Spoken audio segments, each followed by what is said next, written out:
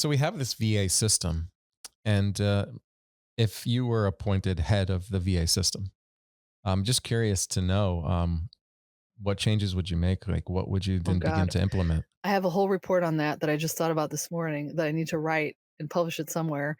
But it's multi-level. So patient health education would be like step one, informed consent for psychiatric drugs and treatment, pharmacy intervention with pharmacists actually being trained in how these drugs interact and how they impair a person's system, giving people choice, giving them risk benefits and alternatives.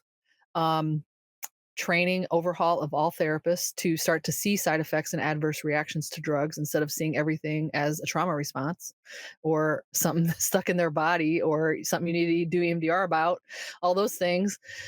Um, I listen, I am so cynical at this point. I have given up hope that that bureaucracy is ever going to change. And again, somehow we have to empower veterans because on the individual level, because bureaucracies like this, psychiatry, I am not going to hold my breath. I will not see it in my lifetime, I don't think.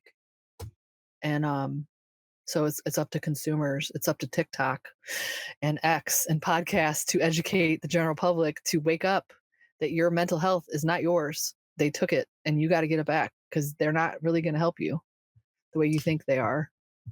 Yeah, I think you and I see things in a similar way. Like when the administration changed and the Trump administration came in and Bobby Kennedy was hired for HHS, there were some opportunities for me to join the U.S. Mhm. Government, joining HHS to kind of implement some of these shifts and changes. But I ultimately came to the conclusion that like that's not the path. Like it's not going to come from the US government. In No. fact, it's just going to be a fight every moment that I would be in there with the pharmaceutical interests and the psychiatric establishment. And that's not how we're going to make changes. We're going to make changes grassroots. Um, we're going to have to educate the populace that we don't buy what they're selling anymore. Yep. I think that is the only way. I actually had that conversation with David Cohen from UCLA. He's in the Medicaid normal film. He's been writing about this for 30 years. He has several books, chapters, journal articles, all about psychiatric drugs and the impact of iatrogenic harm, all the things. And I said, David, what do you think is going to change it? And he said, Angie, it's getting worse. They're screening kids younger. They're putting pregnant women preventatively on antidepressants.